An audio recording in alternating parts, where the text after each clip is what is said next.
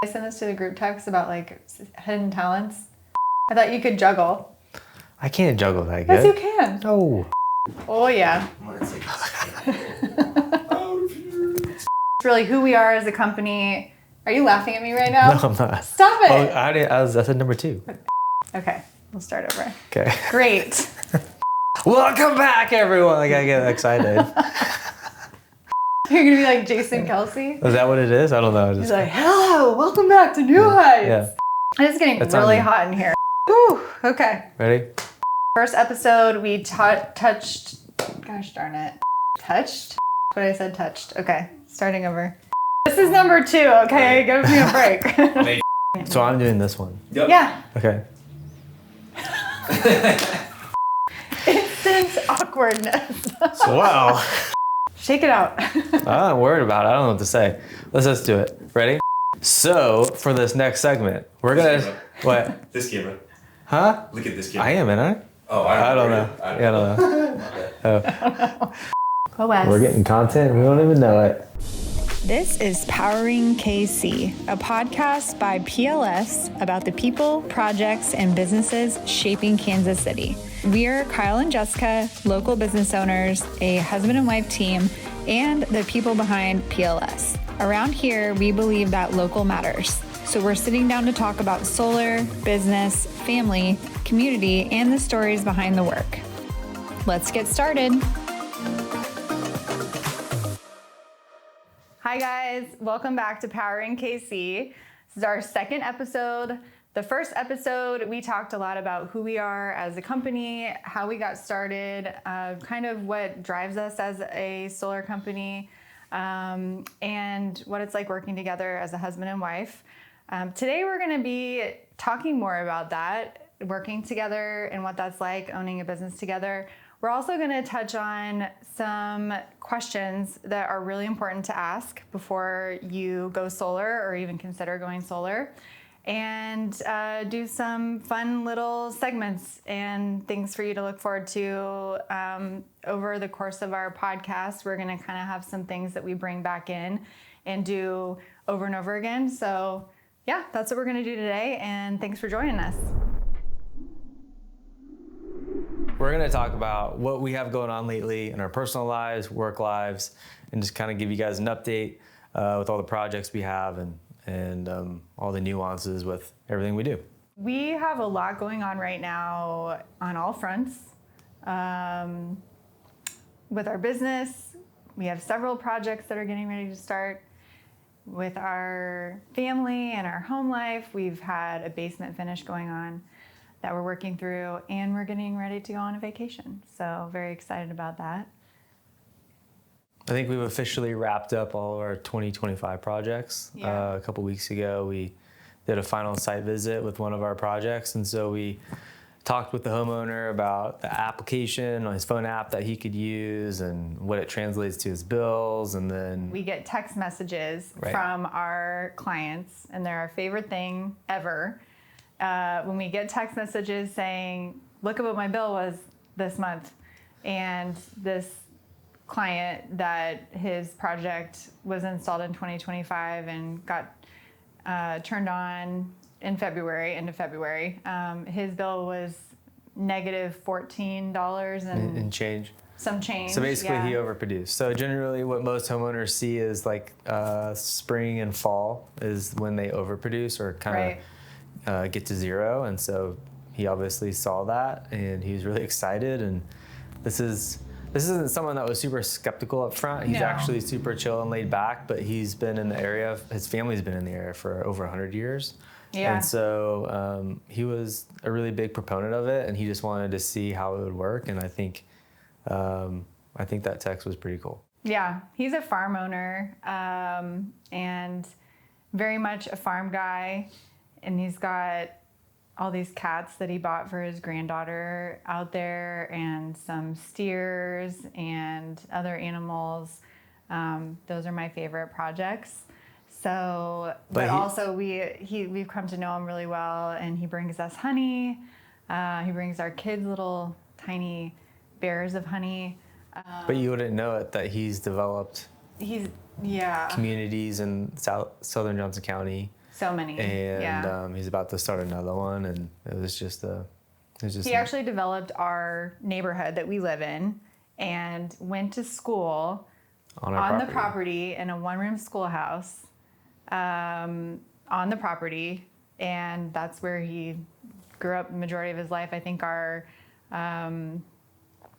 clubhouse was the original barn on the property. Is that right? I think so. I think so. It's very neat, and it's very rustic. So yeah, that was a cool project. But we love when we get those texts because it's just confirmation that we're doing the right thing, and that obviously we have no doubts that it's working. But just to be able to get those texts and see the savings in real time and the solar producing everything that it's supposed to produce in real time is pretty cool. Now we're going to talk about the solar landscape and some market updates in the industry. There's quite a bit that's going on. There's always a lot going on. They don't call it the solar coaster for nothing. And Kyle is always staying on top of all the latest information of what's going on, especially in the government with the tax credits. So you're going to talk about that. Sure. So we kind of talked about last time about the tax credits and how they end in 2027. And I think unless you start a project by this summer. But really what we're kind of talking about that in the tax credits is really making sure that everyone understands that we really need to start a project probably by midsummer of next year, maybe Q3 of next year, in order to secure those tax credits. So the 30% is 30% federal tax credit that you get as long as you're a business entity purchasing it. So that's something that's always been true. The residential tax credit ended, but this business entity tax credit still exists. So we're still pushing that forward and starting to see a lot of customers. The nuances behind the tax credit kind of used to shift from something that's always kind of been there to now it's just looking like free money that you should take advantage of. And I think everyone in the market is hearing about utility rate increases, new AI data centers, and our utilities even saying 10 to 20% annual increases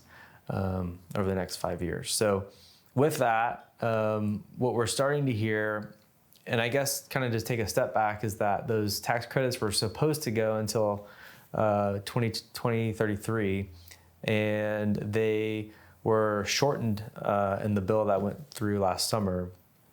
And so now we're hearing about a resurgence of the Republican Party that voted to reduce that time and to bring it back, actually, and bring it back for commercial entities, and maybe not have it at 30%, but maybe have it as like a step down. It used to step down 26, 24, 20, and so on. And so percent, sorry. And so I think they're going to talk about bringing that back, because the thought behind eliminating it entirely was these huge corporations who don't need the money taking advantage of it. Such as Meta or... Meta did a $350 million solar farm, and so therefore they're going to get a huge $9 million tax credit, which they obviously are 90. Yeah, it was like 90. 90. But what it takes away is any local business owner user being able to control where they produce their power and just help subsidize some of the cost. Which they took away the residential credits at the end of last year. Anyone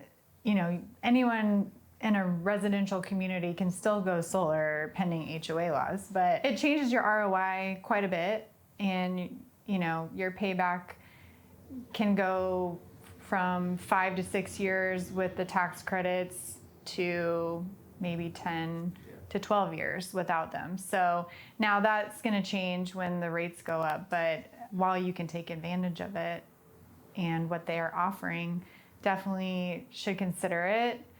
But like Kyle said, they're talking now about bringing them back long term. And I think that's because, from what I'm gathering, that they're really starting to see the need from the overall grid supply, and realizing that, we have somewhat of a grid crisis, And it's important to have different sources of energy, with solar being something that's so readily available. And, you know, unlike oil, obviously there's talks of shortages right now with the oil industry due to all the things going on in the government and with other countries.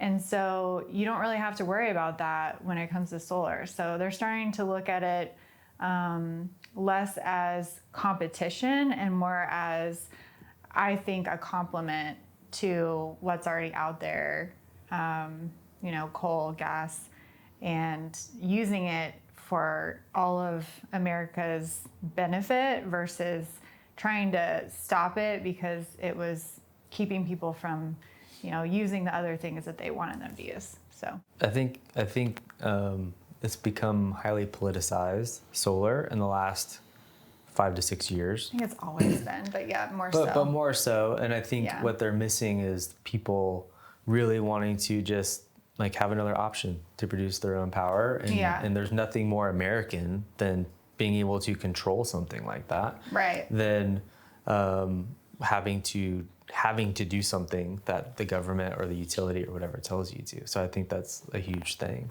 Yeah. But also, I think other people are starting to realize that you can't just rely on one power source, right? Like it's No. about like you know, mixing things up and having multiple options because the technology's there.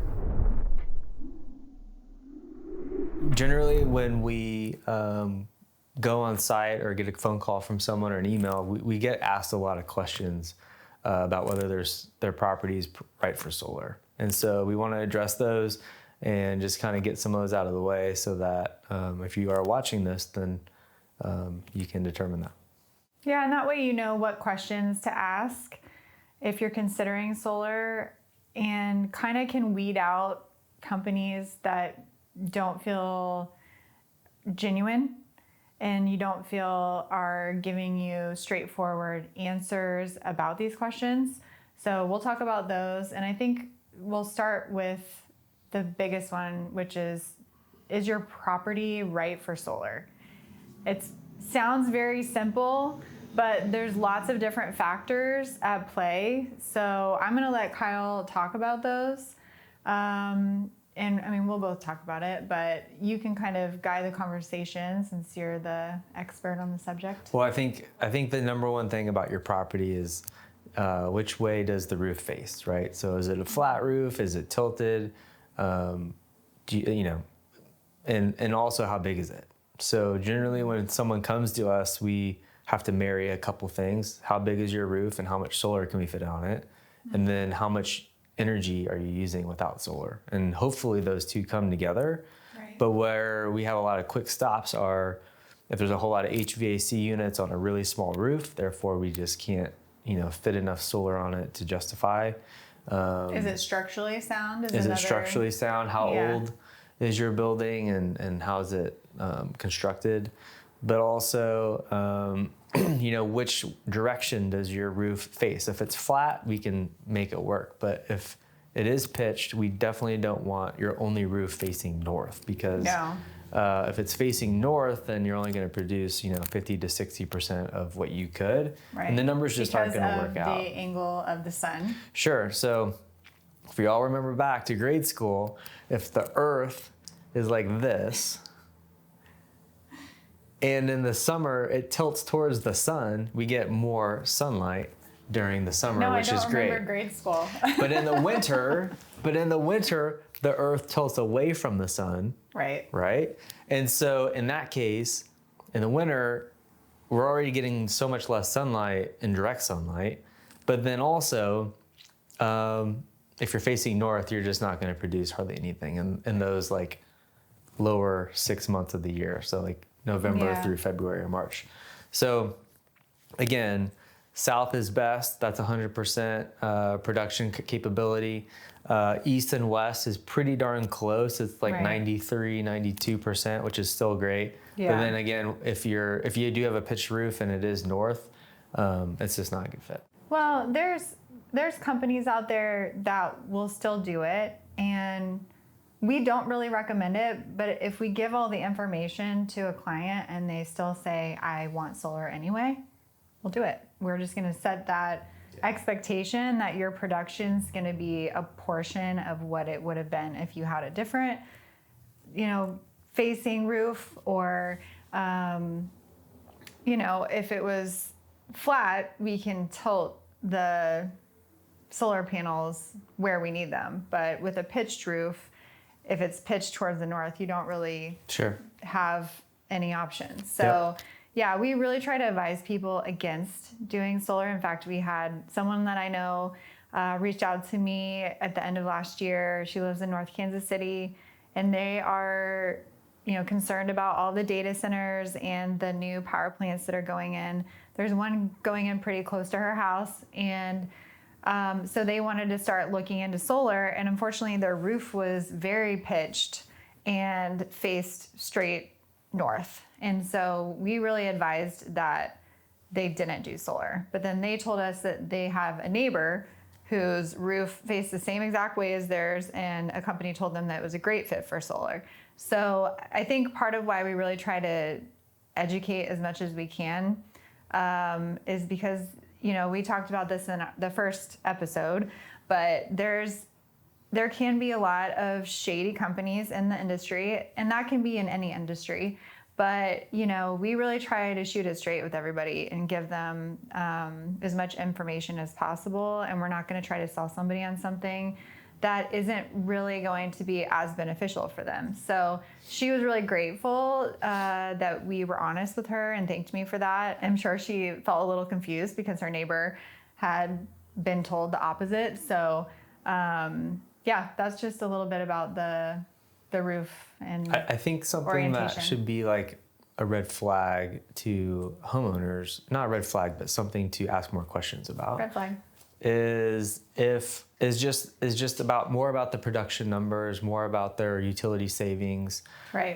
Things like that. I think if you hire a contractor to redo a part of your house or remodel or whatever, that's pretty like clear cut. Like they're going to go do this, and there's a scope of work.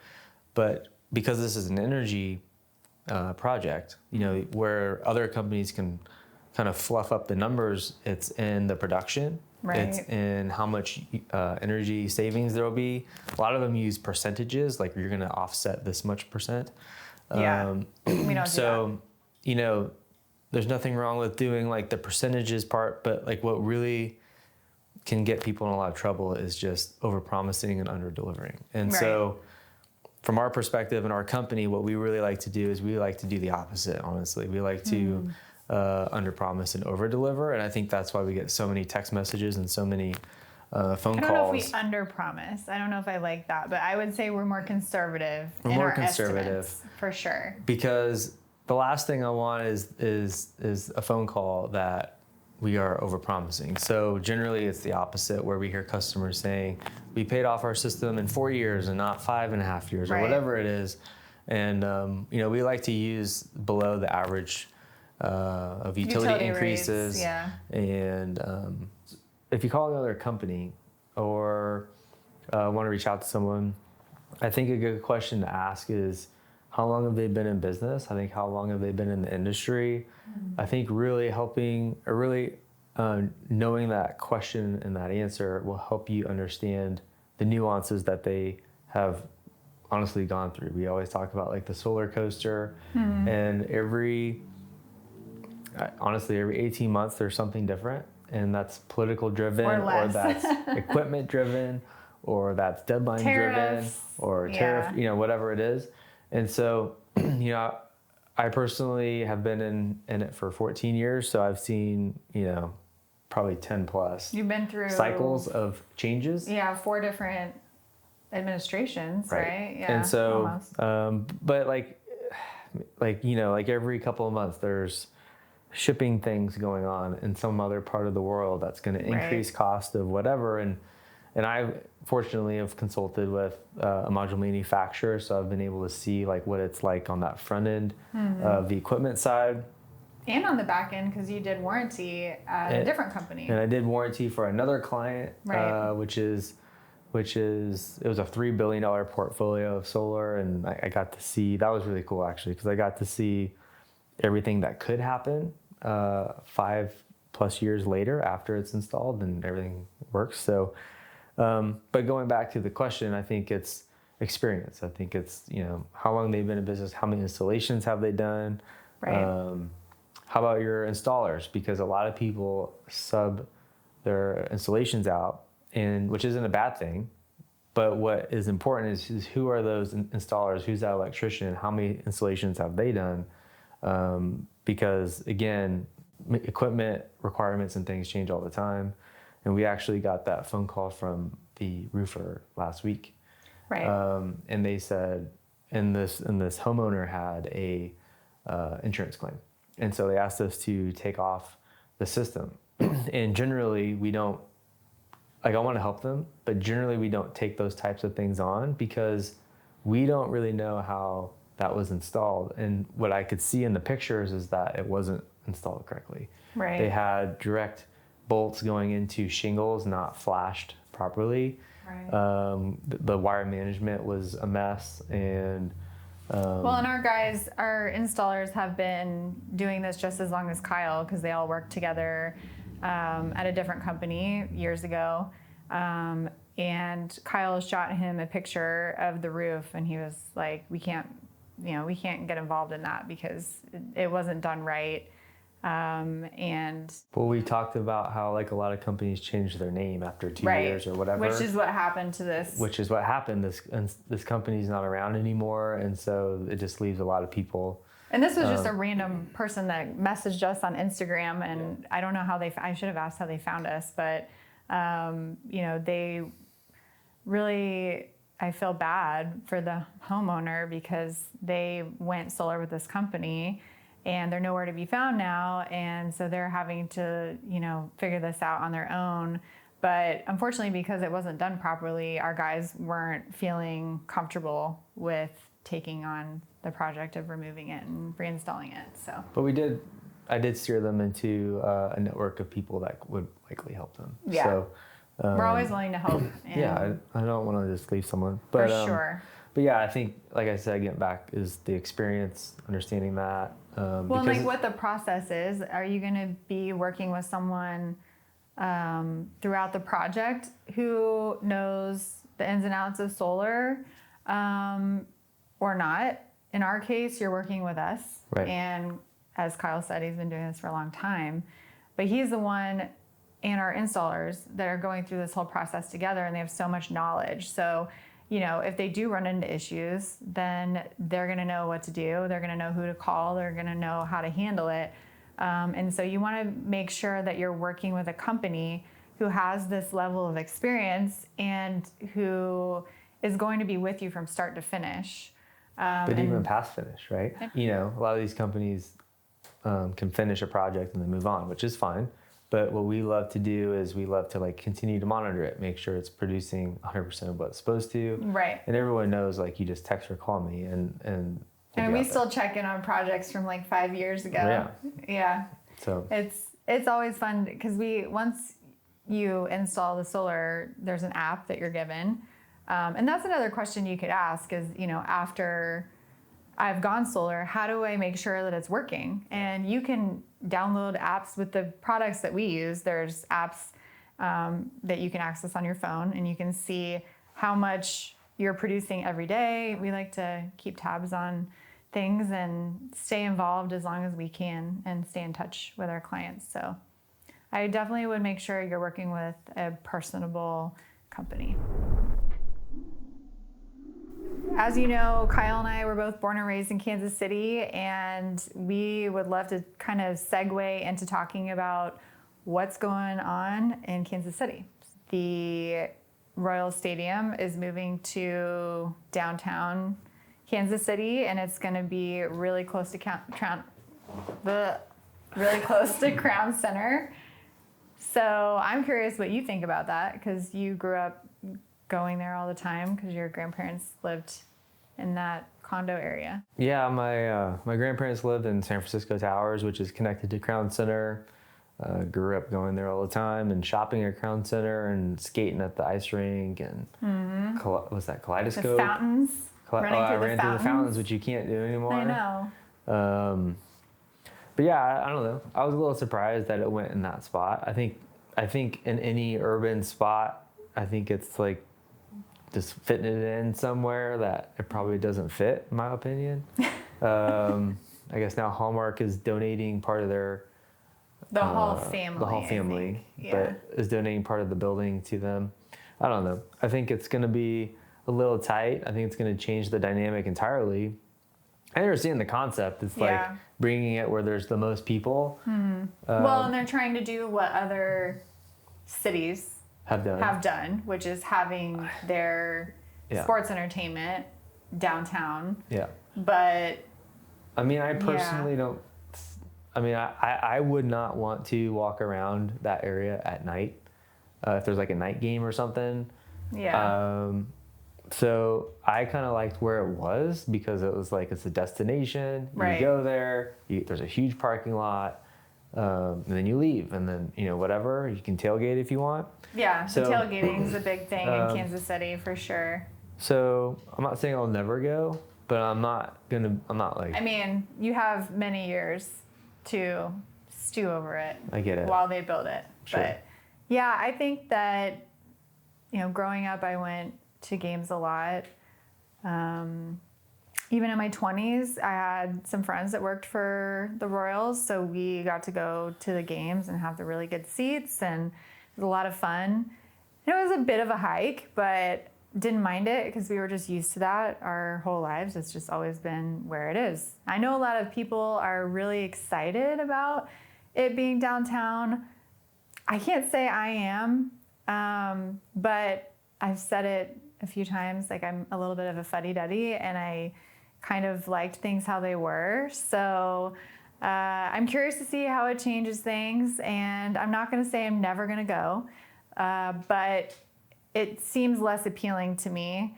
They made a lot of like really cool changes to downtown in our early 20s, which was 20 years ago. The Power and Light and stuff, you mean? Yeah, Power and Light was built, I don't know when that was. Was that 08, 07? Sure. I don't know. But there's just such vibrancy that they brought to downtown that to me, the stadium feels like a little bit of overkill. But I could be wrong, and I'm happy to be wrong if that... I'm curious to see where it goes. Yeah, I'm definitely curious to see where it goes. And, like he said, would I take our kids there for a night game? Probably not. I wouldn't necessarily feel safe to do that because I do think it's going to kind of change the ecosystem in that area. And then I think another thing that's worth mentioning is all of the like data centers and power plants that are going in. I don't know their exact locations. I know that there's been a lot of opposition to them in certain areas. I know that there's been opposition in the Northland. I think there was it Gardner? No, I don't know. I to be honest with you, there's so much going on all the time. It's really hard to stay on top of it. But what I do know is that there are more data centers and more power plants going in. And I've heard some reports from friends directly that have other friends that live really like directly behind or in front of a power plant that's being built, and how it's really changing everything. Their view, they're butting up, farms next to these power plants. So then the farms are worried about how, water runoff from the plants is going to affect their crops, their animals, and all of that. So, it's a big reason why we're talking a lot more about them is because solar can help offset the power plants and the data centers. But as far as like how they affect people's land and the communities around them, I know that if I lived in an area where they were trying to build one, I'd probably be opposed to it, and I'd probably, petition against it. So I think another big change in Kansas City, or at least in southern Johnson County, is this huge construction project that I felt like was there for 3 years. well, I guess 3 or 4 years, and that was the 69 highway expansion. Right. I think, We recently moved to a new house last year, but before that, we lived in a neighborhood that was really like right next to 69 highway. So you could hear the work being done from our house, even though it wasn't right next to it because it was so loud. So and those the air 3 quality years, was a thing. the air quality was they were really working bad. overnight. It was nuts. And Lots so, of bright lights and then dust. and then every day I feel like the lane changed to like Every going day. from one side to this side or whatever. We never knew. We basically just started taking back roads. The funny thing is it's still a 2-lane highway with an express lane. I didn't expect that. That I don't see anyone take. And I if see they people. do, I see people take it. I see them taking, and I But feel not like it's very not often. intentional. Like it's just like they're just driving through it because there's. Because, I mean, there have been because- times where I've thought about just hopping on, honestly, but I don't. Well, but I think but I've seen people unintentionally do it because it's like there ain't no one like around. There ain't no one there. Yeah, and so what are you doing? They're gonna get a bill in the mail and whatever. But, I mean, it feels like a little bit of a letdown after 3 years of it disrupting our lives and everyone else around us and like the whole highway. I mean, especially if you lived south of 151st, if you had to get on the highway, most of the time it was closed or you couldn't, get off at an exit that you needed to get on. And then when they finished it, we were both like, wait, that's it's the same. what? Yeah, plus a lane they have to pay for. I mean, I will say it's so nice that it's open and there's no more work because we can actually get places on time and take the highway. It's the mental game. I know, but I can go 65 now. Yeah. Instead of going 65. 45. In a 50. This next segment, I am super excited to announce. I've been waiting forever for this to happen. I've been waiting for a very long time. We're going to call it, at least for now, Jessica's Dreams. Because Jessica's Dreams. Because Jessica is able to recount the next morning what her dreams were with significant detail. And I'm talking paragraphs. I'm talking about things that she remembers she was thinking in her dream or things that she wanted to say but actually didn't even say it. Yeah. I can't even wake up and barely remember part of my dream, and I know that's unusual, but she has somehow... I don't know if that's unusual. She has somehow trained her brain to remember everything that happened to a T.